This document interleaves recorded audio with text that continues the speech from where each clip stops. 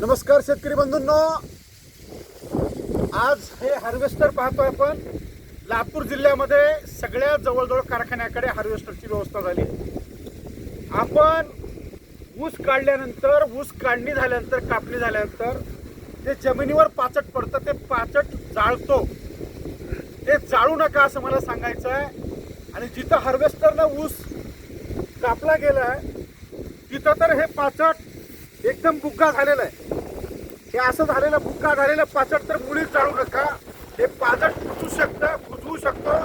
हे कुजवण्यासाठी आपल्याला ॲग्रिकल्चर कॉलेजमध्ये बायोमिक्स मिळतं.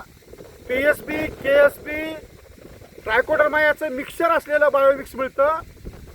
बेस्ट ॲग्रोचं मायक्रोरायझर मिळतं. मायक्रोरायझर अनेक कंपन्याचं मिळतं.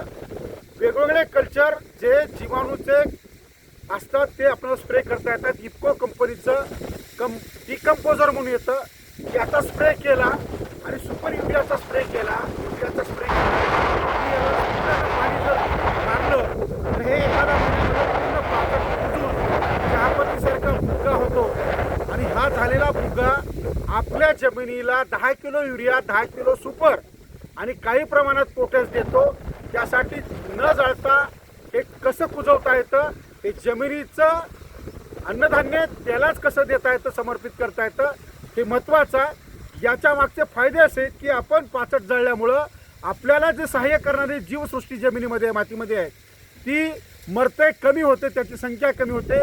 तिला त्रास देऊ नका. आपल्या सहाय्यक असलेल्या गांडूळ व गांडुळाच्या जातीच्या सूत्रक्रमी ज्या आपल्या डोळ्याला दिसत नाहीत त्या जीवसृष्टीला त्रास न देता पाचट कुजवण्याचं नाही, जीवाणू संवर्धनाचं काम करा.